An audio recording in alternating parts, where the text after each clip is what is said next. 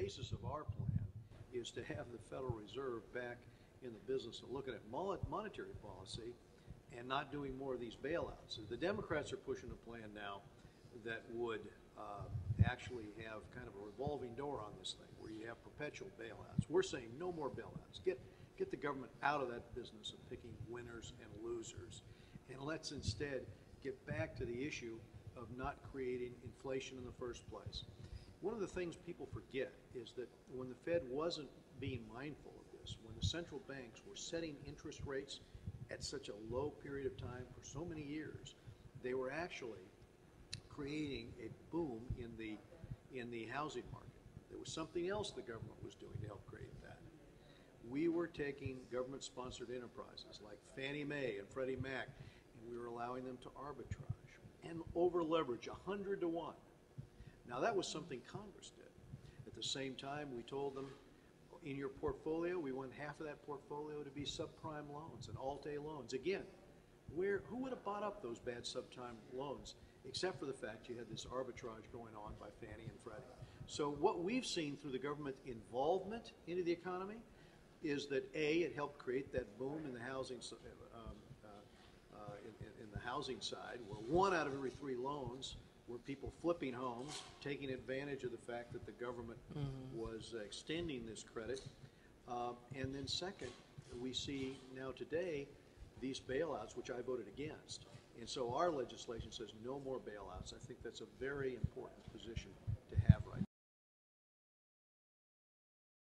Well, I think one of the reasons it's desirable and necessary is because the one function the Fed has, which is to keep a stable monetary unit. In other words, keep the dollar steady and strong and not create this boom and bust. That's not what the Fed has been of late focused on. The Democrats have controlled the Congress for the last 2.5 years, and as a result, we've had the bailout bills go through, we've had subsequent bailouts, and we've got the Fed now involved, along with Treasury, in direct intervention into the economy. I don't like the way in which this has turned out, and in particular, I don't like Congress leaning on governmental entities in order to pick certain companies or subsidiaries, have them open in some districts, close them in other districts. Here's what I see overall. I see the government now controlling or running GM, running Chrysler, the government in so many of these financial institutions like AIG, picking winners and losers in our economy. I see the government now in the energy with cap and trade coming in, and it's going to control that sector of the economy. And now, next week we're going to see the health care plan, the government take over health care, again, with the government controlling that. Don't you think it's time that we have an audit of what the government's doing with the power we've already given it? Because we've given it power that in ways have been misused in order to create some of the very conundrums we're in today, just as I explained with Fannie and Freddie. And I will add to that CRA, another government program, Community Reinvestment Act, where we forced banks, we actually bullied banks to make loans they never would have made. And it's the government that forced the institutions to go from 20% down to 3% down to 0% down in loans. I mean, that's the kind of problem that comes about when you have political meddling instead of the market, and you lose market discipline as a result.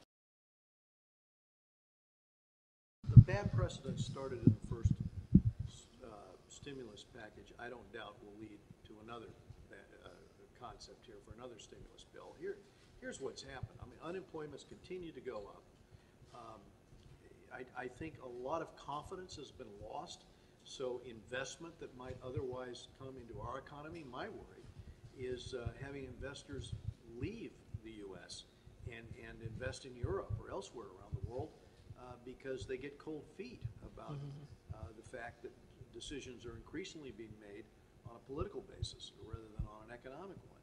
So what I'd like to do is have government return to its proper role. There's one other thing that I think is really a problem here. Every time we have $1 trillion of bailouts, it's not like we have that money in this economy. We are borrowing from overseas. We're borrowing it from China and other countries. We have to pay that back with interest. When the market sees that we continue to do that and watches deficits, go from 1 trillion to 2 trillion, the perception of the market is that, well, this economy is not going to get healthy again because of the sheer amount of borrowing. And so I think we're digging ourselves into a deeper hole here. And that, again, is why I really hope that we'll return to some measure of fiscal sanity. Let me make another observation. Originally, when I heard this idea of a government stimulus, I thought it was going to go to infrastructure. Less than 6% of this went to infrastructure. It went to expand the size of every government bureaucracy, agency, department. I've looked at the individual increases in government spending in these areas. What we're doing is we're shrinking the private economy and we're expanding the size of the federal government. Again, I don't think that's going to get us out of the problem. So no, I am not in favor of an additional bailout, which will be a political process around here as we watch lobbyists scurry to try to get funds to bail out their particular sector or industry. I think this is at the expense of the American people and at the expense of free enterprise and the stability of our system long term.